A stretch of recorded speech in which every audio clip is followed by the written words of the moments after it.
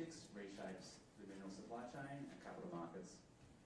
After a short presentation by Thomas, we'll be joined by Tiffany Meier of NTD News for a conversation on Thomas's book, How China Came to Dominate the Critical Mineral Supply Chain, and what that means for advanced industry, energy security, and the balance of global power. Then after that, we'll head upstairs. We'll have Q&A down here, and then we'll head upstairs to the 37th floor for a reception in our office. So what do we do here at Amvest Capital? We run a critical minerals equity fund investing in companies exploring, developing, and mining critical minerals needed for today's world, modern energy applications, defense applications, every electronic device that's on you at the moment. And importantly, we concentrate on companies that don't rely on the Chinese supply chain.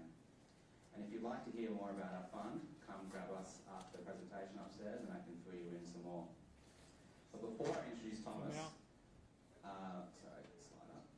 We're going to be asking a poll of the crowd, and if you want to answer the poll, you can go to that website, pe.app/mineralwar, or scan the QR code. It's also in the brochure in your hands. So how many export restrictions has China placed on the world that involve minerals since 2020? So since 2020, how many export restrictions has China placed on the world that involve minerals? And after Thomas and Tiffany's discussion, I will give you the answer.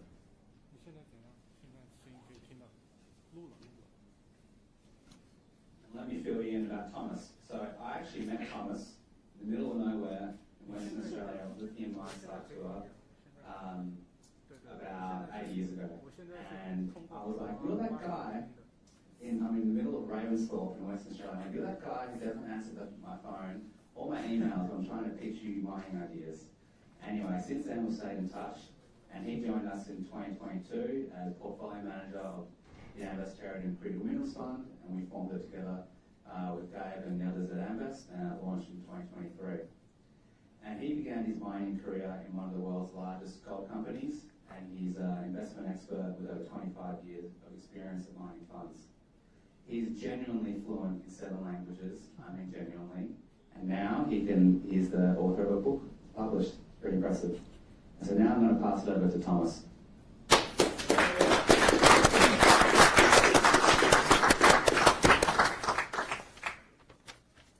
Thank you, Stuart. Thanks, everyone, for joining us today. It's a real pleasure. We're going to share a couple of visuals, and maybe the first one is a little surprising. It's coming from Rembrandt van Rijn, 17th century maestro, famous for his talent for illuminating moments in history which are characterized by shifts in power. And this famous painting, in which he anticipated something from our era, is entitled Night Watch in Busan, Korea. So what do we see here in this beautiful composition? It's almost theatrical. On the right side, it's China. China, very composed, very assured, and dispensing access. On the left side is this lonely figure, sometimes blonde, sometimes orange, depending on lighting, representing the rest of the world and waiting. What's being offered here is not tribute, it's not peace, it's access. It's access to a marginal increase in flows of rare earths, rare earth oxides and rare earth magnets. That's what happened in Busan in October last year. So essentially, it's a permission. It's right to manufacture. Now, how did we get to this point? How did we get to the moment where our needs for chemical elements, molecules, compounds, magnets, oxides, anodes, and so on, depend on the whim of the Chinese Communist Party? That's a question which, some depth, I treat in this book, Mineral War. But I'm going to give you a little bit of a macroeconomic context to this today. And that context, of course, has a lot to do with China. So let's start with this. What is this? This is 320% debt to GDP. This is the Chinese economy. This is more than Japan. This is more than the United States for an economy which is much less developed on GDP per capita terms. So what do you do when that happens to you and your growth slows down? There are a couple of options. The first option would be, of course, to grow faster.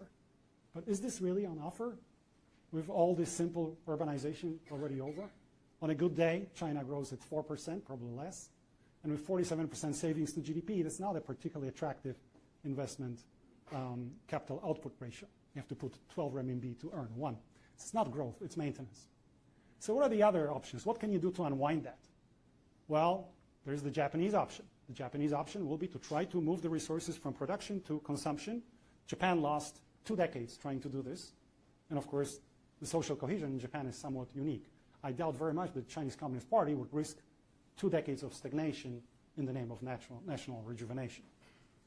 Any other options? Maybe a fiscal reform. So that would mean essentially unwinding the 1994 fiscal reform that took place and which saddled local governments with all the social liabilities, offering all the resources to the central government so that they could pursue their strategic objectives, military, diplomatic, probes to Mars, you name it. Very unlikely to happen to see this unwound for political or strategic reasons. So we are left with 2 options. One is to reflate this debt, and the other one is to rely on external accounts. Can we really reflate this debt? Because the elephant in the room is that China is a totalitarian police state and it cares about stability. And as we know, inflation invites destabilization. How do we know it? We know it from the history of totalitarian regimes. Nazi Germany famously managed to control prices. How? By financial engineering, the Wechsel, so the bills which were never redeemed that circulated in the economy until Nazi Germany invaded Poland. No inflation until then. Soviet Union was another successful case after the currency reform of 1947, and then the government controlled top-down all the prices, including the prices of labor, basically taking inflation out of the system until 1980s, and we know what happened later. And then we have a counter example that we all think about every day these days, Iran. Iran has not been successful controlling inflation.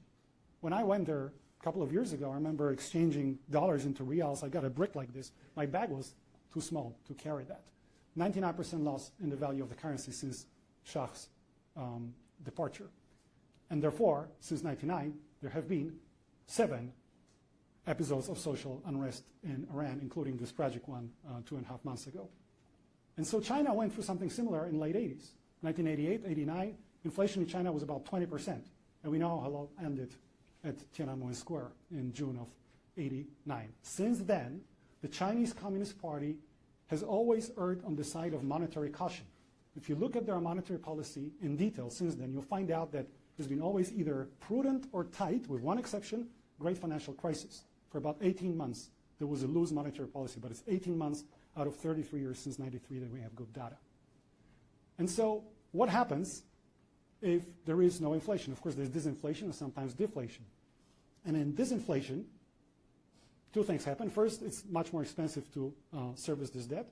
And the second thing that happens is it makes no sense to consume because your renminbi tomorrow is worth more than renminbi today. So this red dot there is 89 to the moment where Chinese consumption to the GDP begins to nosedive. And today, household consumption is only 38% of the GDP of China. And so, unfortunately, this trend has been exacerbated in this decade. So you see here a trend. There was a pre-pandemic, and what happens is that the production surges above the trend and consumption falls off below the trend. And you can say, well, it's structural, just a real estate bubble and so on, which is part of the story. But let's not forget the agency, the decision-making. Last year in October, as I was finishing this book, the 4th plenum of the CCP decided to double down on just this, productive forces, modern industrial system. Let's produce more and more and more. And there's something very elegant and Marxist about it. Because Marxists don't believe, like us, that value is created in the moment of exchange. They believe that it's created by infusing economic factors into capital goods and production. And so that's exactly what happens there. Now, what is this final option? The final option is, of course, relying on external accounts. And here the story is that, of course, if China produces and needs consumers, for a very long time, US was this ultimate sink for Chinese goods until 2018, roughly, where for the first time, there were negotiations to rebalance the very lopsided trade relationship. And it continued last year. Has China recalibrated its economic system? It certainly hasn't. It just redirected it to Asian countries and Africa. Last year, the chronic current account surplus of China reached $1.2 trillion. Who's on the receiving end of this? Essentially Africa. $102 billion of current account deficit vis-a-vis China. No chance to industrialize, no chance to develop human capital. But while Africa cannot push back, America tried and did. And so when America tried and did push back and went to Busan so that Rembrandt could anticipate it with this beautiful painting, at that time, China was ready. But China was ready not with tariffs or counter-tariffs. China was ready with critical minerals. How is this possible? Well, the country spent many years controlling, increasingly, those various elements here, which are extremely important. I'll explain in a moment why. Controlling and consolidating control is one thing. Weaponizing it is another. So since when did China start weaponizing it? I don't know what you were doing during COVID days, but I was amusing myself by reading communist legalese. In October 2020, China came up with export control law. This is where the light bulb, went on, and I decided, okay, this is time maybe to set up a fund that will be investing in rebuilding of this value chain on the western side of the divide, because there was already an episode 10 years before when China slapped rare earth exports controls on Japan, its largest customer. And these are the results of that work. Now, the US approached this somewhat naively in 25, because this is a process that took 5 years since the export control law to the Busan meeting, the Rembrandt moment. There are 24 different restrictions on exports of these elements, related technologies, and equipment to extract them, refine them, separate them, and so on. The different types of controls, technology bans, and so on, for a variety of minerals, not just rare earths, but graphite, gallium, germanium, tungsten, antimony, indium, and several others. And so when Busan happens here, China is ready with leverage. What do I mean by leverage? So imagine I am the United States and you're China. I'm going to sell to you some soybeans and buy from you some rare earths. So I'm selling you soybeans. I send it through the port of New Orleans at $11 per bushel. You buy it in the port of Ningbo in Zhejiang at 13, let's say. Or maybe now with fuel oil prices going through the roof, 13 and a half. Okay, that's all. Then I ask you, okay, so sell me some rare earth oxides. Your government tells you, no, you're not allowed. This tall guy here on the stage, he's not allowed to get it. Okay, you lose $1 from that oxide. Let's say NdPr oxide, rare earths. You know how much my downstream industry gonna lose? $1,600. That's what I call leverage. Because $10 billion worth of rare earth oxide at that time, in October of last year, that's the global market, translates into the underlying value of $10 trillion downstream. That's leverage. And US was not ready for that. So what happened in Busan is that China conditionally agreed to suspend 4 out of these 24 restrictions, 4 out of those 24 conditionally and temporarily until November of this year. And since then, new restrictions have been imposed, not least on Japan since January of this year. Japan, our most important ally. Have we stood up saying, hey, don't do this to our allies? No, we haven't. No, we haven't. This is the best metaphor of this dependency. Dependency that shows that in 24, so halfway through this process, we still relied on 100% of heavy rare earths through imports from China. 100% of our gallium was sourced from China. Over 50% of our tungsten, antimony, and natural flake graphite was sourced from China until 2024. That's strategic myopia. That's strategic negligence. That's industrial complacency that mistook that historically short window of 30 years of globalization for historical determinacy and permanence. Now, to the communist credit, they never made this mistake. In 2013, Xi Jinping wrote document number 9, in which he clearly identified the West, our Western values and Western institutions, as inimical, as foes, ideological foes of the Chinese Communist Party. And that meant confrontation. Luckily enough, confrontation also means opportunity. because dependency eventually translates into scarcity. And the market has a way of rewarding those who anticipate scarcity. This is what we've been trying to do at Amvest Terraden Critical Mineral Fund. And so 5 years ago, 6 years ago, someone would have thought that this is somehow, lunatic fringe of a contrarian value thesis. Today, of course, it's strategic necessity. And we strongly believe that we have to pay attention to geopolitics. When geopolitics determines the flows, it is our fiduciary duty to exploit that opportunity, extract value from that event for the benefit of the capital allocators. And that's exactly what we do at Amvest Terraden Critical Mineral Fund. Thank you.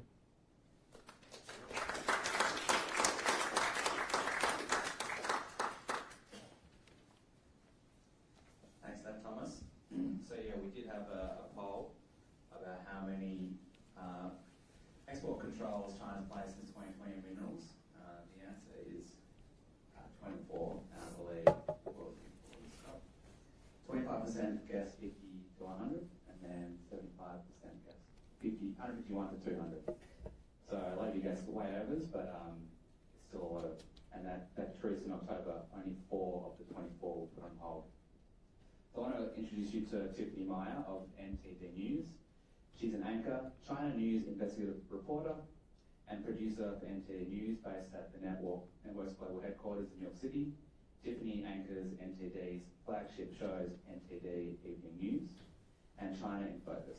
She also co-moderates NTD's special election coverage, The Nation Decides, and produced the award-winning NTD original documentary Hollywood Takeover, China's control in the film industry. With her unwavering commitment to finding and presenting the facts, the show has received overwhelming support and positive feedback. Tiffany is also dedicated to the truth and integrity and a return to journalistic standards in her reporting. With a network of underground sources in China, she has stayed ahead of the curve for her China coverage, and viewers say she presents tomorrow's news today. Well, Stuart, thank you for that. And Thomas, good to see you again. Thank you, Tiffany. After the macroeconomic view there, let's dive straight on in. How did China to gain, so much control of critical minerals that are so essential? How did they manage that? This is probably the best question, and we have to delve into 3 different areas. So please stop me if I go a little too far. These areas are geology and mining, metallurgy, and trading. And they evolve differently because for example, geological endowment differs for those different minerals. But we often forget when we think about China, probably because we never actually invested hugely in Chinese mining. It was always a closed sector by Ministry of Land Resources. I just remember in the 90s, some of you may remember, there were 3 Western companies that functioned there, Griffin for zinc, Sinogold, and El Dorado. That's all. Lucky window in the 90s. So it was difficult to invest. However, in the 90s, there was access, and we learned a lot about geology. So for those who have some geological background, you may remember there used to be this massive supercontinent called Gondwana. And Gondwana then split into many continents in the southern hemisphere that we usually associate with ore-rich continents, South America, Africa, Australia, right? Mining often happens there rather than in sedimentary basins in the north, largely. It just happens that southern China belongs to that, even though it's part of the northern hemisphere. The Yangtze Craton is extremely rich in many of these minerals: tin, tungsten, lepidolite lithium, antimony, largest mine in the world in Hunan, and the only germanium mine in the world, Linsang in Yunnan. So a lot of these minerals are found there. So this is the geological stuff. However, of course, there are a lot of minerals that are not available in China. And by the year 2000, China identified those that will be very important for future technologies, and those that are the Chinese subsoil is not particularly rich in, and then also those that fall in both categories, which is the case of cobalt and manganese. And these 2 cases are very interesting because China today refines 95% of global manganese and only mines about 10, and it refines almost 80% of global cobalt and only mines something like 5% of that domestically. So this is a story of mining outside of China, structured in a very different way from what we know in the Western world with junior mining companies from Canada, Australia, and then larger operators because of a different risk structure. So that's the geological part. Digging into that very quickly, talk to us about the metallurgy communist obsession part of this. This is very interesting. So the man who's responsible for China's plight in the last 80 years, his name is Mao Zedong. He had a great hero, and the name of the hero was Joseph Stalin, except Stalin's real name was not Stalin, it was Jugashvili. He was Georgian. What does Stalin mean? Stal in Russian means steel, a man of steel. The obsession with steel and metals is typical for totalitarian regimes. It's typical. It's Magnitogorsk, right, in Soviet Union. It's those massive centers. Without that, without those massive factories, without those massive metallurgical complexes, you don't have huge army, which is so important for these regimes to feel secure. So it was always an obsession, even though in many other parts of the world, metal making was considered less important than, say, access to energy resources. That has never been the case of the totalitarian regimes. So you might remember catastrophic moments in the history of the PRC, not least the Yigang, Weigang, the backyard steel furnaces, right, which led to massive famine, periods of famine. And it moved from steel and steel alloys into base metals and then eventually to critical metals as well. So there were different phases in this, which I explain in the book, because a lot of these materials had to be accessed outside of China. And with that ideological difference or background, how does that fit into the control of flow or trade? This is another fascinating thing that I actually dug in a little bit by doing research for that. You know, here in the Western world, we rely very much on control, on contract law, contracts in trade. Now, long-range trade probably wouldn't have existed as it does without metals. Think about it. Okay, when we left Africa, and all we were doing like chiseling pieces of stone, and some Einstein of that era, Leonardo da Vinci, said, no, let's do bronze instead. What is bronze? It's tin and copper, except that tin and copper hardly ever co-occur in one place.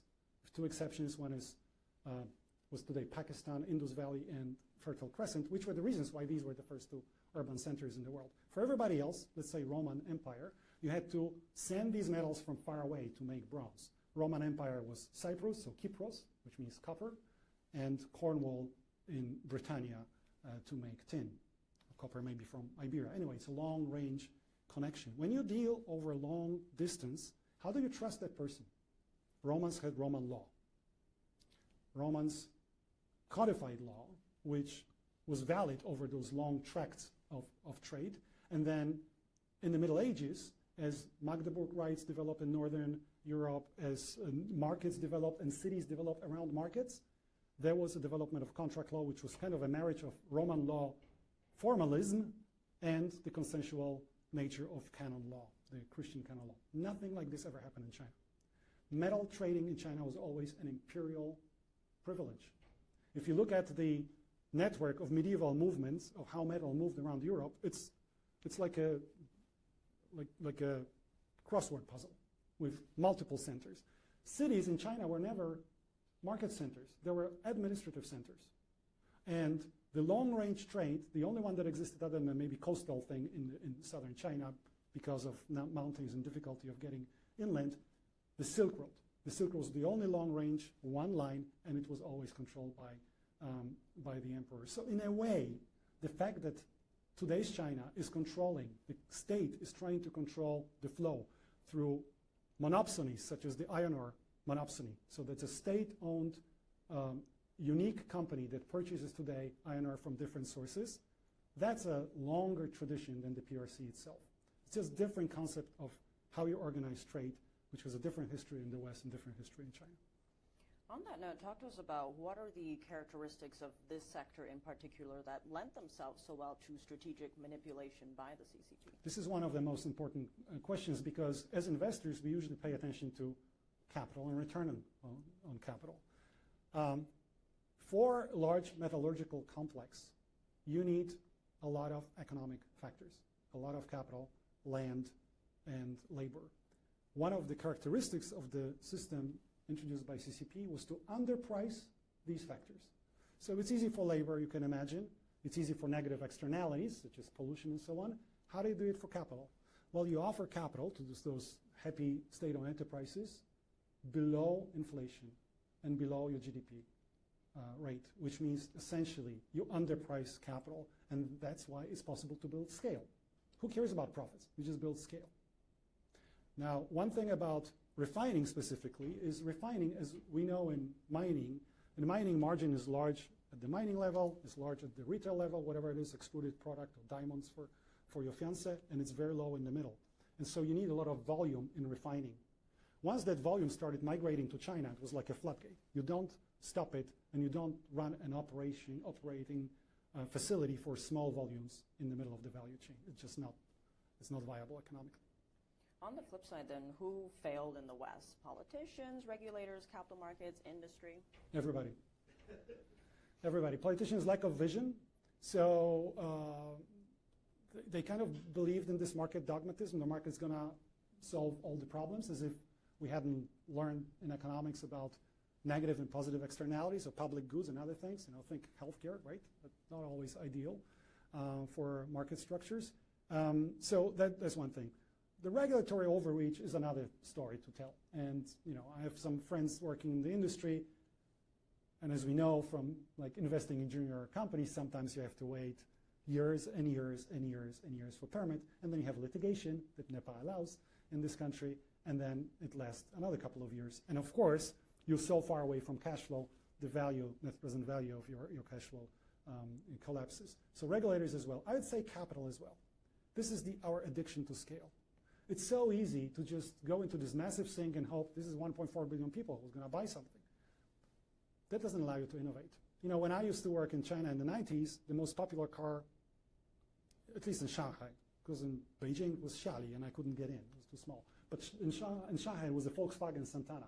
Volkswagen Santana remained this core piece of German engineering that stayed there for 30 years. Now, for 30 years, if you sell something in large numbers, you're not going to innovate. So where is Volkswagen today in China? It doesn't count anymore. You cannot rely on just scale. And this is what we did, constantly chasing scale. This was this great promise there, like during Qing Dynasty, where the first Western capitalist went to China. And we're always coming to grief with this, and this is another example now. Given all that you just laid out there, what are the most important lessons for the U.S. and its allies to learn from this experience? I would say let's stick together, because we're not going to solve it by ourselves. First, the geology doesn't allow us to do it. And secondly, we don't have the human capital and the technology to just pull it ourselves. Luckily enough, as an alliance of Western democracies, we're pretty well endowed. So Australia and Canada are eminently mining countries par excellence, and very, very helpful, much better mining markets than the United States. Japan, Taiwan, and South Korea are those three countries that have not been deindustrialized. They paid more attention. They were more astute in protecting their manufacturing and moving further up in terms of their cutting-edge technology. So they are extremely helpful, not least Korea recently on a recent deal with the United States. So that's very helpful. The other thing we have to remember is that right now it seems like there are attempts to use taxpayers' money to solve some of these issues. I think maybe it's good to open a couple of doors, but in fact that's not the solution. The solution is to incentivize private capital to do this. On the equity side, maybe with tax incentives. On the debt side, certainly with guarantees for banks which are afraid of investing in companies and projects whose commodities don't trade on futures. You cannot hedge against this. And so it's a difficult project, and I think there should be more thinking how the government can incentivize the private sector rather than doing the private sector's job to take this industry off the ground for the entire alliance. So very quickly on that, is there a role for governments here? Yes, there is a role for governments. The role is not over-regulating, so spinning up some of the regulatory hitches that are here for a variety of reasons. That's not only just permitting reform, it's also, I think, courtroom reform. Something needs to be done with this. It cannot be this last person standing blocking projects. This leads to collapse of many systems. I give just two examples in the book. There's a risk that European Union might not survive because there's always one Hungary that blocks everything, right? We called it liberum veto. It was the greatest country in Eastern Europe that existed, the Polish-Lithuanian Commonwealth, was dismembered this way because one person in their parliament could say no, and it's an easy prey for enemies. So I think there is definitely regulatory work and also incentivizing capital. I feel like I know the answer to this one, but how should investors look at this? Because if it's no longer a competition, but as you say, a critical industry, even a war, is there a role for investors here? Yes, I think what we learned in the last 2 or 3 years is that it's a little different from investing in just a mining company. Great project, good management, very interesting analog of other deposits where you have nice conversion of resources to reserves, and so on and so forth. That's just from one company to another. Here, we're talking about rebuilding the entire value chain. So if you don't know how that fits into the middle of the value chain and further into the market, you cannot invest in this. Because you have to know, if you're drilling for, say, rare earths in Brazil, what are you going to sell? Are you going to sell mixed rare earth carbonate or mixed oxide, or maybe you're going to separate oxide, and if so, for whom? So you have to have this sort of structural attitude to the entire supply chain, and because a lot of things are happening in the supply chain in different countries of the West, that has to plug into this. Just on that last point, expand on that. How is it structural and not cyclical? Because many things are very cyclical. In history, there are 3 things when we analyze history. One is pre-existing structures. The second one is agency of leaders, important leaders, very influential, who can affect structure. And the third one is contingency, chance, right? Something that's very difficult to model, this residual thing in your multi-factor linear model. I think we are facing a structural problem that has to be solved, and it's not going to be solved for several years. And therefore, we might not understand all the mini cycles that happen in the middle because they were smoothed out by Chinese Communist Party's attempts to reduce cyclicality. As I said before, stability is so important for them. And we've lost from sight those short-term cycles like inventory cycles or longer-term cycles of investment. But at the same time, let's not forget that maybe we are at the cusp of a completely different long-term cycle called Kondratiev waves because of the changes in technology and AI. And these technologies are extremely hungry for these materials. So yes, it's maybe a different type of cycle, but it's definitely a structural change. And of course, with all the global tensions right now, there's a big focus on this industry, especially in the military applications. Is there a chance for America and the West to rebuild the industry? Do we have any other choice? Yeah, I would hope so, certainly. It is true that many of these materials feed into a military complex. Now, a military sector is usually a tiny fraction, never more than 5 to 10% of the overall offtake of these things in times of peace. But we are not in times of peace. If you look at the budgets, whether Japanese, German, Australian, Korean, Polish, you name it, American, then this is definitely a market that's growing. And when security is at stake, time is of essence. So it's definitely something that drives a lot of decision-making right now, that sense of insecurity. What happens if we just don't have replacement material? And a lot depends on this. Let's not forget also, a lot of new technologies related to chip making relies on these materials, which are actually small markets, but very vital for some of the key applications in power electronics and optoelectronics, and all of them have military applications. And on that note, how should the West rebuild the middle of the value chain here? So there are attempts. So when I look back, say a year now, since the inauguration of this administration, there were several attempts to do, America first. That doesn't work very well for geology, of course. You cannot onshore it. And then attempts to sign a lot of bilateral deals with different countries. And towards the end of the year, I was becoming a little more optimistic, thanks not least to one deal with Korea Zinc. Korea Zinc is a very important refiner that potentially could extract up to a dozen of different materials by rebuilding a brownfields operation in Tennessee, a smelter that belonged to a company called Nurstar. And this is exactly the type of activity that's needed to create a market, physical market here in this country. in addition to attempts to create a financial market. Without capturing that opportunity in the middle of the value chain, it's going to be extremely difficult, because we know what happened in the past when there was a rare earth mining company in the United States, but they had to sell all the rare earths to China to process them. And I think that's a perfect transition, because talk to us how innovation helps, but it has to kind of be coupled with scaling here. Yeah, so that's another theme in the book. We tend to say, oh, we're so good at innovation. Why are we even bothered, right? We always win. You take LFP batteries, NCM batteries, sintered magnets, bonded magnets. If it wasn't invented here, it was invented in Japan, our ally. So what?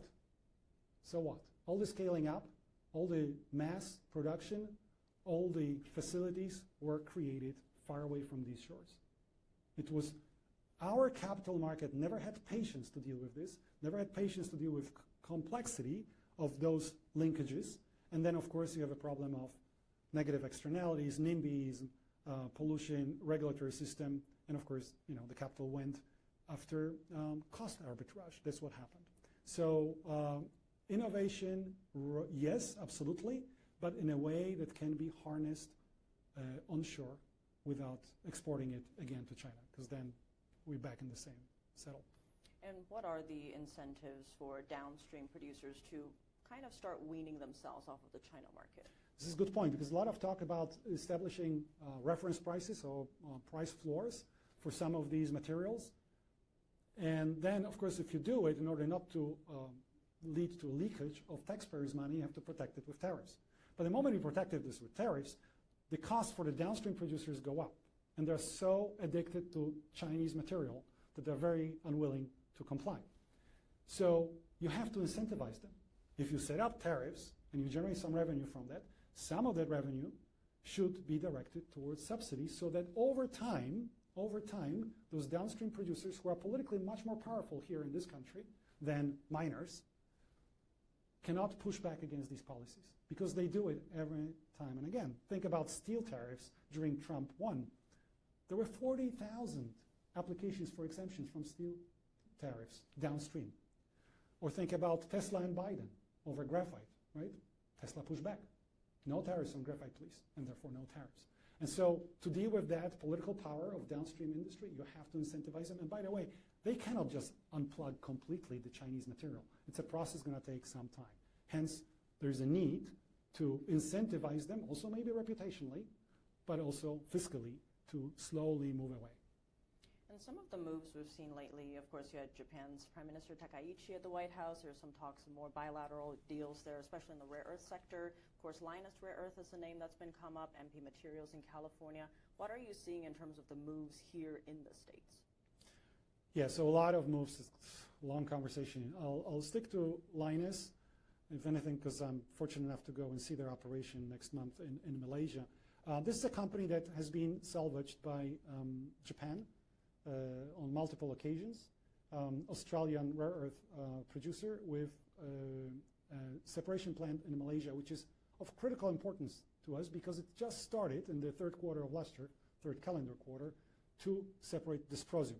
And dysprosium is one of those heavy rare earths which are really rare as opposed to others, and which are really critical for high-performing magnets, those that perform very well in high temperatures, therefore need for high technology applications, especially in the military. And so Lynas started producing dysprosium, 9 tons in the third quarter, 26 in the fourth quarter. We haven't seen, of course, yet the numbers from now. It's the beginning. It's the beginning of the rejuvenation of the Western production of some of these materials. And Lynas also signed a deal for 75% of those to Japan. So it was a bit surprising to see the other day that the U.S. is also trying to extract some of that product from Lynas. It wasn't clear to me if this was heavy rares or light rare earths, but it just illustrates the paucity of choice. It's very little that we can choose from. MP Materials is, of course, an American company with an operation in California, but they don't produce heavy rare earths. Very quickly on that, explain to us, heavy rare earth versus light rare earth, and why the military cares about one or the other. Yeah, so the difficulty with rare earths as opposed to other mined products is that they co-occur together. So there's technically 17 of them, but in reality 16, because one has a half-life of only 17 years. So usually don't find it in nature. And many of those have very little economic value. And therefore, by extracting them alongside the others, you generate more cost. And so it's a costly operation. That's the first problem. Then you have to separate these things. You know, if you go to a copper mine or another base metal mine, or, you know, in a flow sheet, you'll find, you know, 8 to a dozen different nodes, right? And they all are very similar. If you go to a separation plant, rare earth separation plant, it's going to be over 900 nodes trying to separate each of these, like calculate a permutation among 16, plus radionuclides like thorium, uranium that co-occur with that. So it is a complicated business, and because of this, of course, geologically, each deposit is different from the other. But in terms of rare earth deposit, they are so radically different from each other. Then you can have one deposit that has maybe $13 per kilogram value in situ, and another will have 73 because of a different breakdown between different elements of those 16, of which about 7 are very, very high valued. And in that list of restrictions in China, last year, China, in direct retaliation for Liberation Day, 2 days later, slapped restrictions on exactly those 7. And they have military applications, samarium, often in an alloy with cobalt for aerospace, gadolinium used for electronic warfare, dysprosium and terbium doping for these high-performing magnets, and so on and so forth. So there is a significant military interest in these materials. And give us a sense, how long would it take to build up these industries, especially in the West, if you want to be able to counter China? Well, usually, you know, the benchmark we have outside of maybe spodumene in Australia, which is for lithium, for a large open pit copper mine or a large nickel mine, takes about 15 years from discovery to production. And I would say we don't have that much time. We don't have much time because we're probably not in charge of the calendar here. So, you know, my fear at night is that Xi Jinping is in charge of the calendar. So what? So what should we do? And we have to accelerate in parallel. And, you know, permitting and regulatory issues are a part of this. But a lot is happening. I think it is really forcing the industry to think differently. There's a lot of activity in different countries. There's a lot of policy focus now. I think this is probably a 5-year story. Also because many of these sectors are relatively small. So we imagine the new structure of these industries, say 5 years from now, not populated with hundreds of juniors. There's going to be a couple of that will go first for that finishing line, and it's going to be sort of like an oligopolistic structure of these sectors. And it's important and interesting for us to identify which are the winners. And very quickly, before we go to viewer questions, I want to ask, because it sounds like this isn't a Republican or Democratic problem. This sounds like an American problem. Looking ahead, obviously, as a company wanting to build up something, a lot of time is involved. Do you see this as a bipartisan issue where no matter what administration is in power, companies can believe that their plant will be able to last and build up? That's the easiest question you ask. Yes, it's a bipartisan issue. Beautiful. All right, let's go to some questions from the audience. The first one is, which mineral can the West get into production the quickest? Antimony? Yes, antimony. Thank you for answering the question. The reason being, antimony often, at least in the deposits that we're looking into right now, is often associated with gold, say shear zones. There used to be, for us gold investors in the past, that antimony was this pesky, deleterious element. Now, of course, it's extremely valuable. And because it's associated with gold, then bankers are not going to look away, because they can actually look at gold equivalent value of what's in the ground, and they can structure financing for it accordingly. Because, of course, bankers know what to do with gold, hedge it themselves, or force the companies to hedge, although that's maybe less popular outside Australia than it used to be in the past. So antimony, probably easier to take it off the ground than others. I think on the other end of the spectrum, graphite is probably the most difficult one to finance right now. All right, next question is, we hear a lot about hydrocarbons being affected by the current war in Iran, but what, if any, implications are there for critical minerals and related supply chains in which consumer is most affected? European? Yeah, European. First, South Asia, then Europe, then East Asia, and then North America. How are we affected? Sulfur. Sulfur matters for leaching, nickel, copper, uranium.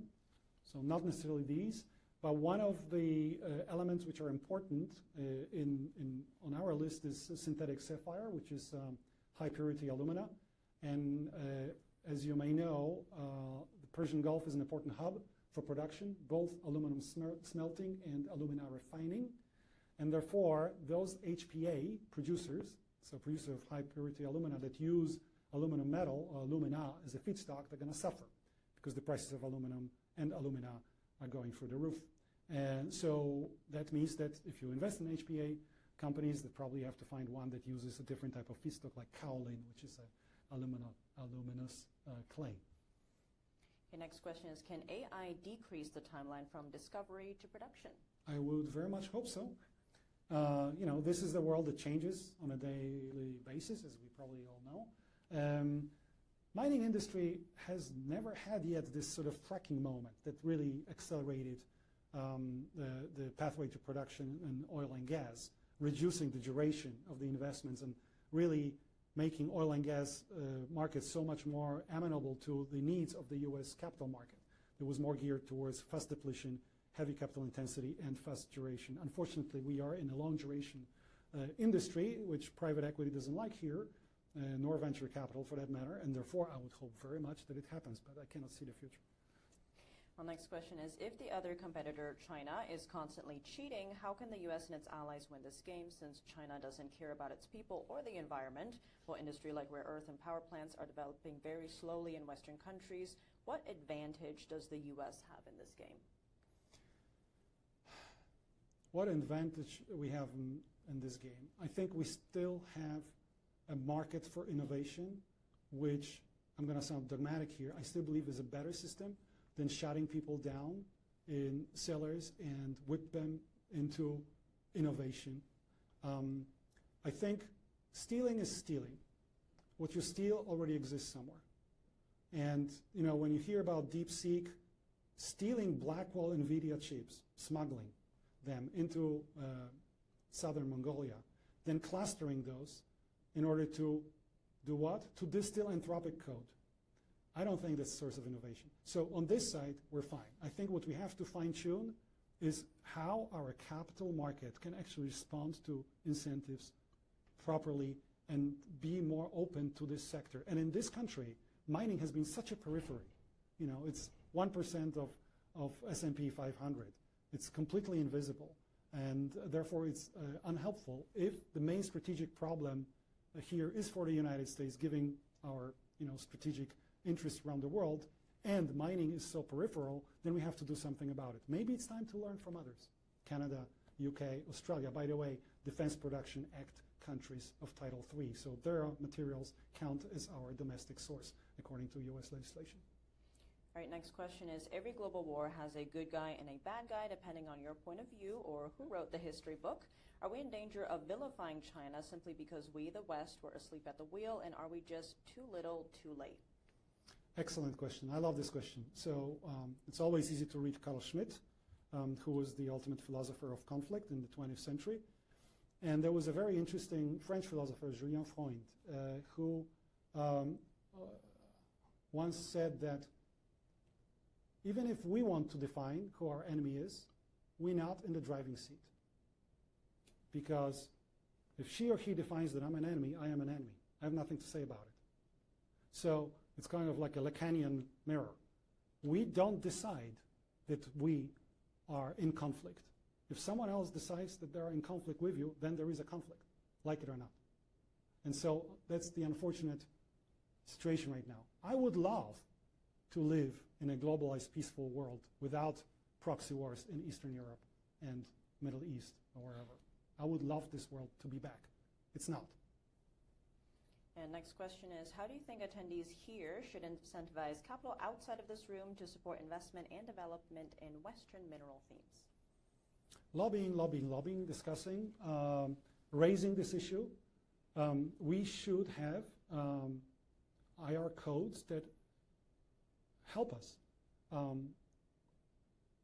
invest in what is so vital for our economic security and our national security. Right now, I don't see this happening. And I understand the complications, because that would mean, for example, investing in Australian companies. But as I said, Australian material counts as domestic material for our own legislation. So why don't we do this? So we have to raise the awareness that it's really important. We in this game together with our allies, and we have to solve it while hoping for the best. Close well into this next question. Will the Western world be able to fill the gap of rare earth and minerals that they can no longer source from China? You said it could take a minimum of plus or minus 5 years. What happens if that is too long? What do we do in the meantime?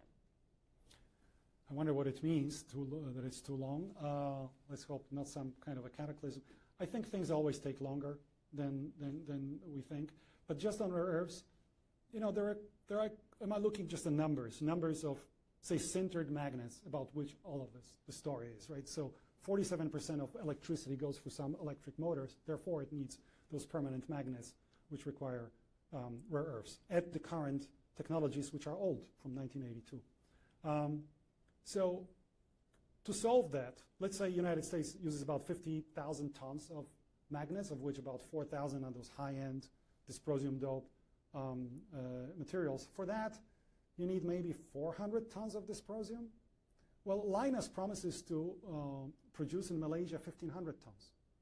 So, you know, we are beginning to see the result of the acceleration of the process. Not yet across the board, not in all of these materials, but we see it, and we see interest in the market. If you've been in tungsten in the last year, you're a big winner. It's because some markets are responding to this attention. So I hope nothing bad happens over the next 5 years.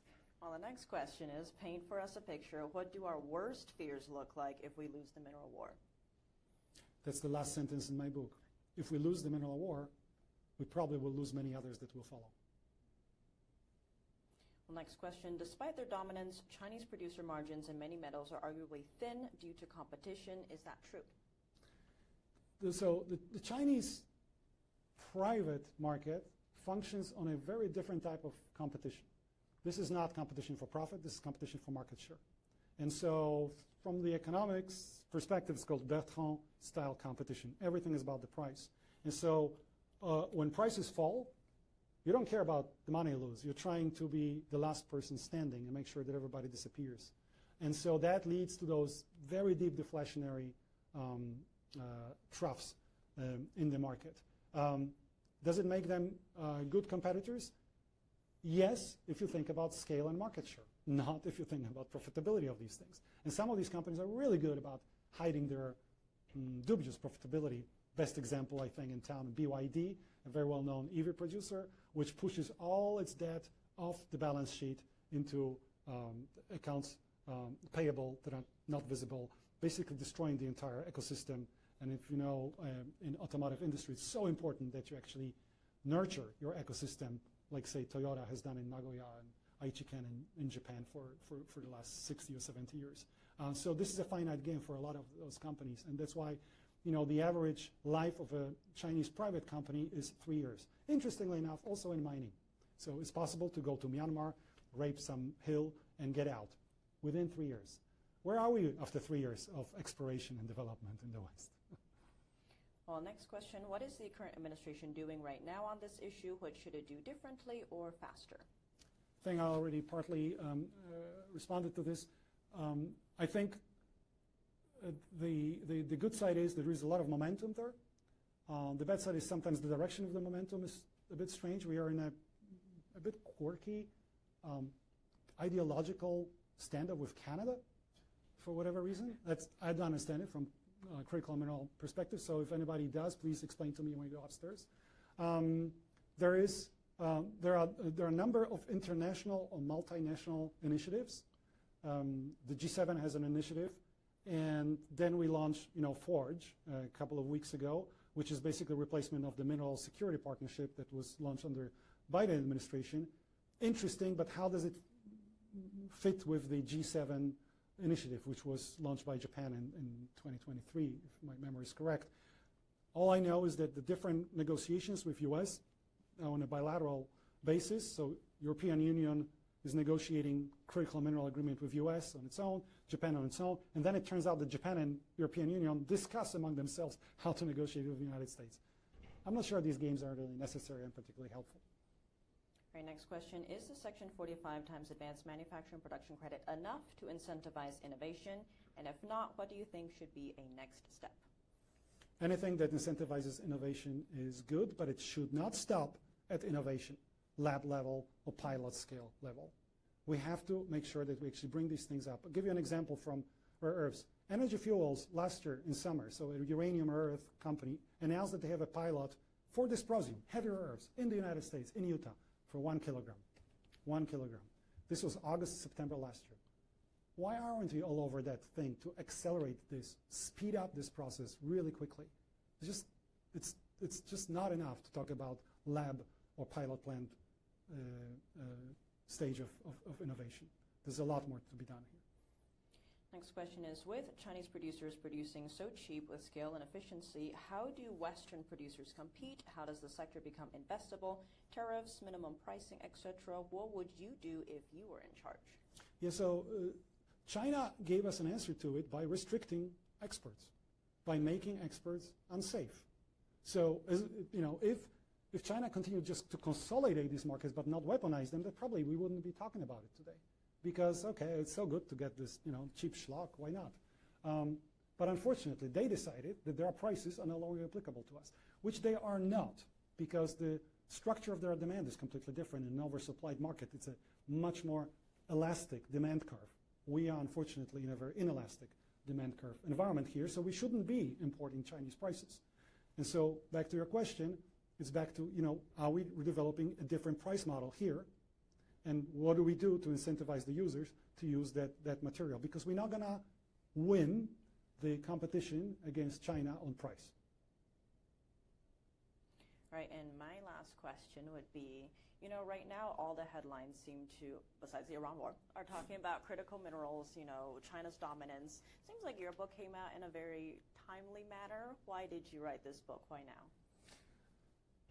I wrote it because we often circulate between here and Washington, and I found that the language spoken in those two places are very different.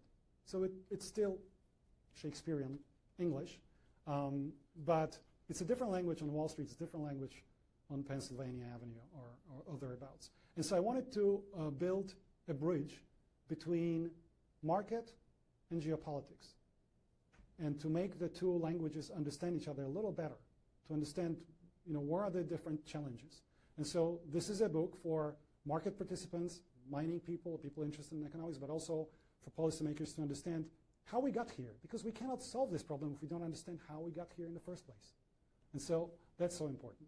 And I also realize now that the book is out that it's somehow popular among academics in different countries, which is important because there are so many footnotes in this book that it's really good for food fetishists as well. Well, I just wanted to thank you for writing this book and, of course, having the conversation today. I found the book very interesting. There's a lot more in it, so I would actually recommend you get your own copy. I am not getting paid to say that, but I do think it's a great book. But thank you so much, Tomasz. Thank you, Tiffany. Thank you, everyone.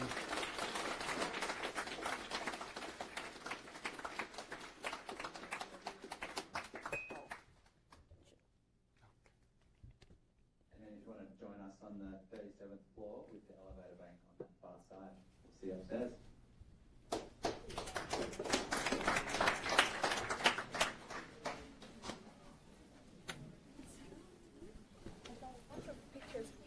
You did? Super. Great. Yeah, really. Did you look good? Hugged an entire coffee right before. I know one of us looked good.